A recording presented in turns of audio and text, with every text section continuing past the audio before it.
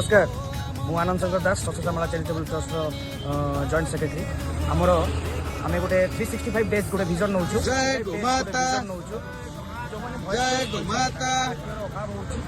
market रे संध्या बेले से खाद्य पाऊना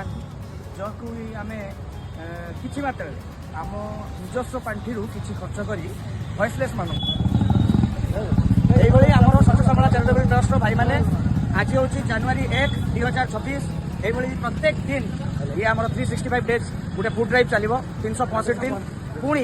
आम 2027 को पशि पर्यंत एमती आम प्रत्येक दिन संध्या 7:30 ରୁ 8:30 9 भितर फुड ड्राइव कर सपोर्ट करूँ आम जमी आगामी काल में भॉइसलेस मान समस्त पेट को दाना दे पारू आपण मानकर ये नूतन वर्ष सुखमय हो प्रभु जगन्नाथ आपण मान खुशी रखु